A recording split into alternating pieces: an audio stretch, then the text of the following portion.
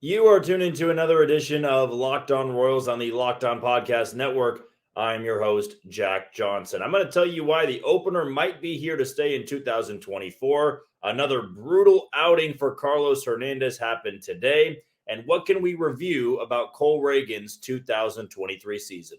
That's all coming up next on Locked On Royals. You are Locked On Royals, your daily Kansas City Royals podcast. Part of the Locked On Podcast Network, your team every day.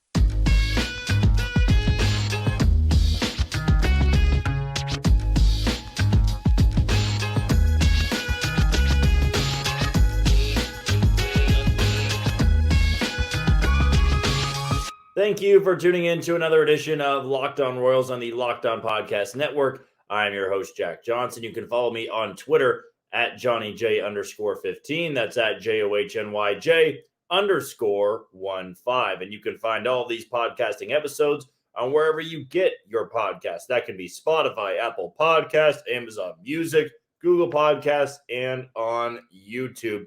Very easy to find there. Just be sure to hit that follow button and subscribe.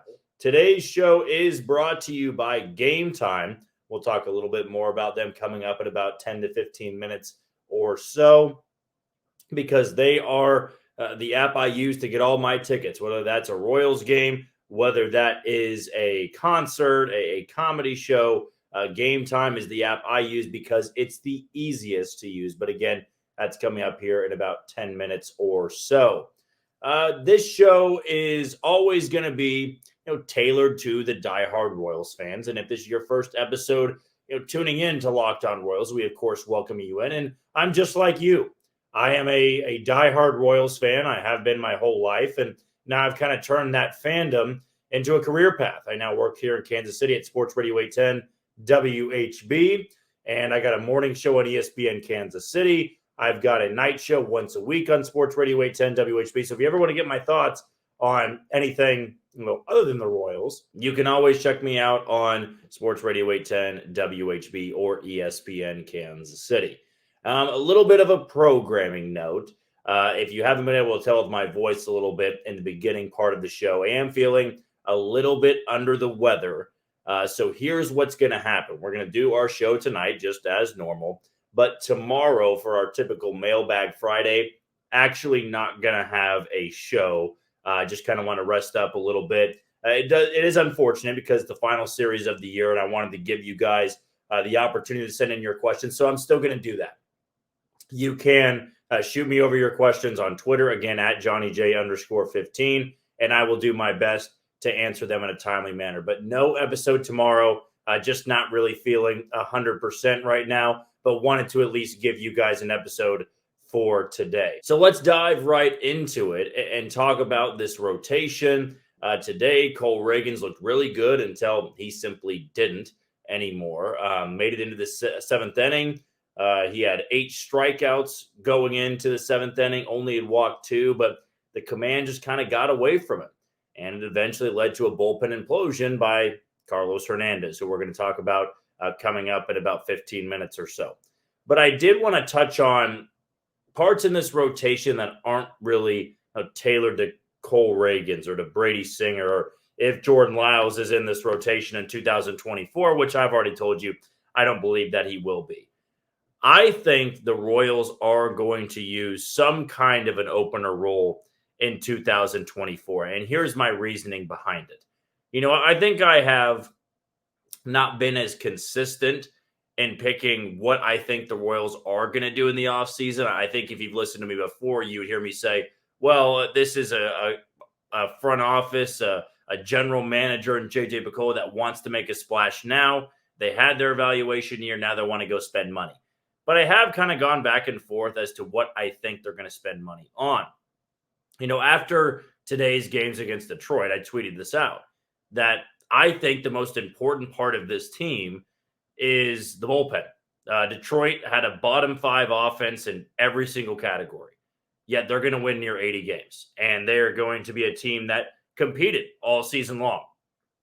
And I don't know how you could really trash Detroit for how they played this year. They had a terrible offense, and because of that bullpen, because of their true ace in Eduardo Rodriguez, getting contributions from Matt Manning, from Tarek Skubal, from Reese Olson that we saw yesterday. It's a rotation that did enough. But the bullpen was so lights out that it put Detroit in a lot of good situations to win baseball games. And here's why I think the bullpen's going to be so important. If the Royals build a really good bullpen, Detroit-style bullpen, well, this team may compete for that many wins. Because we saw with Detroit, the offense was terrible. The offense was a bottom 5 offense in the league, yet they're going to hover around 500. The Royals had a better offense than Detroit this year by a couple of ranks as well. So if you spend a lot of money on bullpen, or you go out there and add 5 to 6 guys by spending some money, well, maybe that doesn't leave you a ton of wiggle room to add 3 guys in the rotation. But I'm going to tell you why it maybe isn't the worst thing in the world. If the Royals go out and sign their ace, which I still believe they are, they're going to go out there and get their number 1. You can have Ragans in the rotation. You can have Singer in the rotation. And that 4 or 5 spot is kind of up for grabs. But I think you can take some of the pressure off maybe the 5 spot by using an opener there. And I think the Royals have a lot of guys in their bullpen right now that you can maximize value in an opener role. For instance, Jonathan Bolin looked pretty good last night. He gave up a solo shot to Miguel Cabrera. Hey, worst guys to give up your first major league home run to. A future Hall of Famer, a guy with over 3,000 hits. I'm not really batting an eye over that.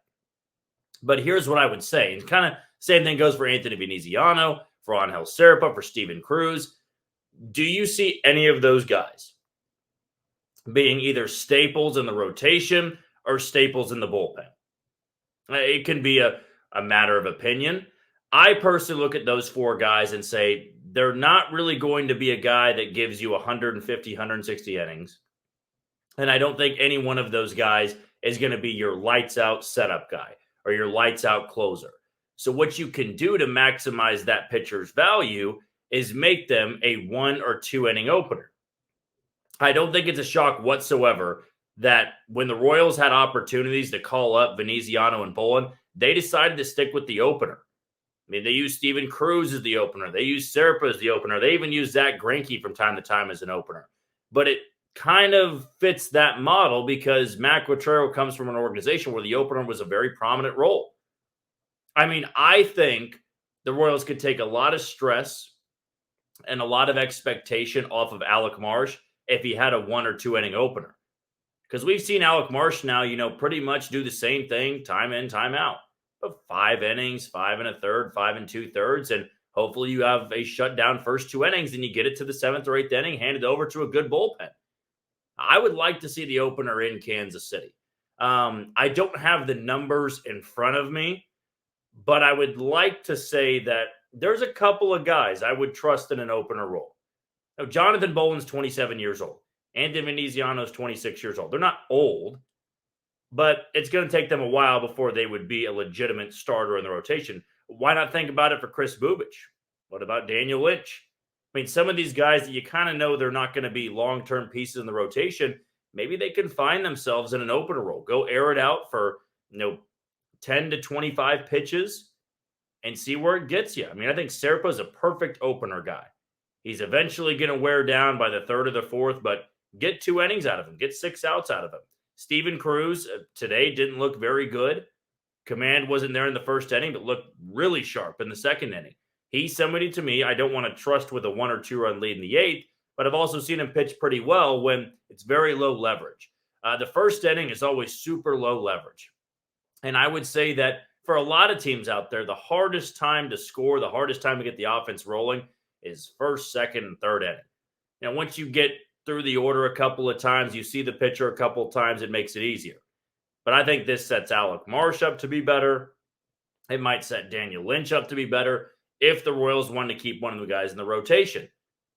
I just think it makes a lot of sense. I mean, Matt Quatrero, Paul Hoover, coming over from Tampa Bay where they used the opener for a long time, you can maximize some value there for guys that maybe don't have rotation stuff and don't really have back-end bullpen stuff. Long relievers, they come and go. Why not see if Jonathan Bolin can be an opener? Why not see if Veneziano can, Serpa can? Cruz can. It's something worth considering going into 2024. So I think the opener is here to stay in Kansas City. All right, the next thing we're going to dive into is Carlos Hernandez. Maybe he needs to be out of that conversation because in the second half, he has been in numerous categories the worst reliever in all of baseball. What happened and what's next for Carlos Hernandez? We'll tell you on Locked On Royals. You are tuned into Locked On Royals on the Locked On Podcast Network. I'm your host, Jack Johnson. You can follow me on Twitter at JohnnyJ_15. That's at JOHNYJ_15. Before we go any further, let's give a shout out to today's title sponsor in Gametime. I told you before, I'm going to tell you again. This is the app that I use to get all of my tickets, whether I'm going to a Royals game, I'm going to a concert, I'm going to a comedy show. It is so simple to use. This can be if I'm going by myself, going with a friend, going with multiple friends, going with family. It's just easy to keep everybody involved, not stress about last-minute deals. They've got it right there set up for you. It is just the best app to use when downloading, buying, or really anything with your tickets. Now, with Gametime, here's what you need to do. Download the Gametime app, create an account, and use code LOCKEDONMLB for $20 off on your first purchase. Now, the terms apply. So, again, create an account and redeem code LOCKEDONMLB for $20 off. That's LOCKEDONMLB. Download Gametime today. Last-minute tickets, lowest price, guaranteed. Today, we saw Carlos Hernandez be the second half Carlos Hernandez that we've become accustomed to. He is a guy that had the stuff in the first half, but at the end of the day, it's stuff that was maybe not built to last.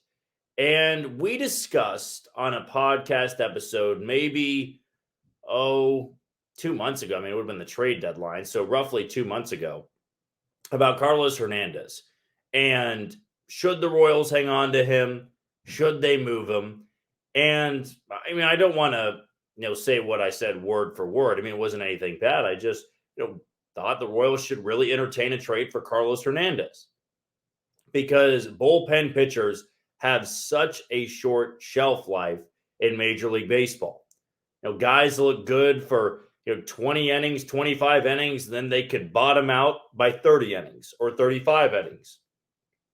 It's really just a spot where relievers can kind of become a mirage. They can fool you. And I don't think we were stupid to fall for what Carlos Hernandez was doing in the first half. His stuff was electric. Even the advanced data supported Carlos Hernandez. And to me, he was somebody that I would have handed that closer role when Scott Barlow was struggling, just to maximize that trade value a little bit more. But this is a problem the Royals have and still apparently have, despite the turnover with JJ Piccolo and adding a couple of different voices into the front office, adding different scouts in there. The problem they still have is they misjudge the value of a closer on a bad team. And Carlos Hernandez was a great setup guy in the first half for a bad baseball team. Scott Barlow, his entire career in Kansas City, was an excellent closer for a bad baseball team. And what value does a closer have if there's not many wins for that said team? And I can tell you, it's not much. I mean, what the Royals have done with James McArthur is very good.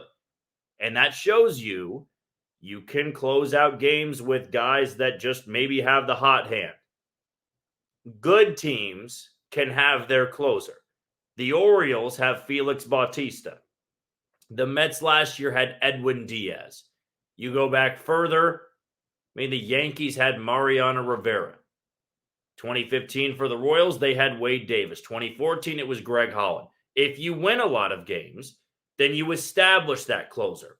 But if you're struggling, if you're a bad baseball team, you pretty much trade any reliever that has value. Now, you could say, what about a guy like James McArthur? He hasn't built up that track record yet. Now, if James McArthur is the best pitcher in the American League Central next year by the deadline, yes, you flip him because he'll be 27. same age as Carlos Hernandez, basically, you maximize the value. Because if you trust your scouts and you trust your player development, the next James MacArthur is not far behind. The next Carlos Hernandez is not far behind. And what I wanted to get back to is the Royals have struggled with just hanging on to guys for too long. Now, Carlos Hernandez is likely going to be on this team in 2024. And you're hoping that maybe this second half was that, he didn't really have a defined role. He was the fireman. He was the setup guy. He was the closer. He looked unhittable early on this year. And that was an incredibly good thing for that Royals bullpen because nobody else could get outs. But there also were times that innings really got away from him. Command hasn't really been an issue until the second half. When he'd get roughed up in the first half, he was still humming it in there. 98, 99, 100. He was leaving pitches out over the middle of the plate. It felt very similar to the downfall of Josh Staumont. Josh Staumont in the COVID year and early on in 2021, unhittable. The upper 90s fastball and the 12-6 to pair with that, absolutely unhittable. You couldn't touch it. And then when the command and the velo dipped a little bit, he became very hittable. And the Royals messed up with Staumont too. You could have traded Josh Staumont. I think another one could have been a Dylan Coleman after last year. Dylan Coleman had the lowest ERA in the Royals bullpen. It was sub-3. It walked a lot of guys, but you could say, not getting much better after this. Let's move on from there. Now, you could be the devil's advocate here and say, well, if you trade every single bullpen guy, you're not going to have any bullpen guys left. And I understand that. I think the Royals saw that too. The Royals wanted to evaluate. They also didn't want to put their manager in a spot where he could only manage a team that could win 40 to 45 games. I think they still wanted to build a bullpen that they could look forward to really loading up in 2024. But John Sherman and JJ Picollo even said, bullpen's an area they're going to spend a lot of money. I guess Hernandez is back now. But today, it's like I can't even be shocked by the outing today by Hernandez because we've seen it so many times now. The ERA is well over 5.4. Back in May, it was barely over 3. He's striking out guys left and right. Highest K percentage of his career, lowest walk rate. His whip was incredibly low. It's like, who is this guy? That's the biggest success story for Brian Sweeney. And now it's, not so much of a success story anymore. And it's because baseball is a marathon, not a sprint. It's also why, too, from a positive element here, Bobby Witt Jr. needed a really good second half for us to all think he's a superstar. You think we were saying this in the first half? No. You need a full season. Because in baseball, you can't just wow people all the time with 30 innings or 35 innings. It's over the course of a year. And Carlos Hernandez, I think, is just burned out at this point. Now, maybe there's a role for him next year. We spent the first part of our show talking about the opener. He may be a very good opener. He was used in that role this year. The Royals have used it going back to like late April, early May. It's been in their rotation for a long time. It's just been a lot of different guys. To me, though, Carlos Hernandez can fit that role. If he's not a high leverage guy, put him in there in the first and second inning, have good command. Let's move forward from there. Because right now, he's lost. And the Royals look a little bit foolish to hanging on to him after the deadline. Because I'm assuming if they could get trade offers for Ryan Yarbrough and Scott Barlow, there were absolutely good trade offers for Carlos Hernandez. The last thing we're going to talk about is Cole Ragans. His season is done. We liked a lot of stuff, but I will say something that we're going to have to keep our eye on in 2023 that I saw today in that start against the Tigers. That's coming up on Locked On Royals. You are tuned in to Locked On Royals on the Locked On Podcast Network. I'm your host, Jack Johnson. You can follow me on Twitter at JohnnyJ_15. That's at JOHNYJ_15. Before we go any further, let's give a shout out to one of today's other title sponsors in FanDuel. Snap into action this NFL season with FanDuel, America's #1 sportsbook. Right now, new customers get $200 in bonus bets guaranteed when you place a $5 bet. That's $200 in bonus bets, win or lose. If you've been thinking about joining FanDuel, there's no better time to get in on the action. The app is so easy to use. There's a wide range of betting options that include spreads, player props, over-unders, and more. So visit FanDuel.com/LockedOn and kick off the NFL season. Now, a little bit of a programming note. We said it's the beginning part of the show, and I hope you've liked the podcast so far, but I'm sure as you can tell at this point, not really myself right now. I'm feeling a little bit under the weather, but not to worry. Just not going to have a show tomorrow. So Mailbag Friday, we're not going to do a podcast episode for that, but still send me all of your questions. Just shoot them to me on Twitter, and I will do my best to answer them in a timely manner. I certainly apologize for it. If I was feeling up to it, I would try to do a podcast episode. It just took me a little bit to even tonight do this podcast episode. Just feeling a little bit under the weather. I want to rest up tomorrow so that starting on Monday after the weekend, we can recap that Yankees series and look ahead to this offseason, because this podcast episode will be the last one for in-season Royals baseball. So we'll have a long layoff with no baseball. We'll still bring you 3 episodes a week and hopefully bring you content that you will absolutely enjoy. But that's just a little bit of a programming note there. Again, I sincerely apologize. I know this hasn't been my typical type of episode where I can use a much more of a booming voice and much more hand motions and stuff like that, but I'm just not feeling my best. But hopefully you still like the episode to this point. What we're going to close on today is talking about Cole Ragans and his outing today in Detroit, and just kind of a season in review, if you will. Today, it did frustrate me a lot that we were so close to having 7 shutout innings to write down in the notebook, close the book, and move on to the offseason for Cole Ragans. So close. I mean, his pitch count was low. He gets through 6 1/3, 8 strikeouts, only 2 walks. And Matt Couture even said after the game, Cole Ragans said he didn't feel his best mechanically. Felt like he was fighting some stuff. And when things got bad, the command slipped from him. And that's what I wanted to hammer in here. That's the point I want to go for. And it's something I believe we're going to have to watch for early on next season in the dog days and going all the way into the last part of the schedule. Because Cole Ragans has the best stuff in the Royals organization. Nobody can deny that. He has ridiculous stuff. And that's going to get him through a lot of outings. That's the good thing here. He can get through the majority of outings with just his pure stuff. What is going to separate him from being the Royals' best pitcher to maybe the American League or all of baseball's best pitcher is what he can do when the outing starts to slip away from him. And we've seen this a few times. We saw it in the Toronto series. We saw it against St. Louis. We saw it against Houston at home. And we saw it today. That when that outing starts to slip away from him, he really starts to fight the command. And today, I almost wonder if it's just fatigue.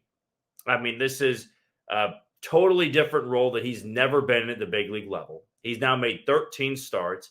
He's throwing harder than he ever has in his career, striking out a lot of guys. And today it was not the best weather, but I'm not going to use that as an excuse.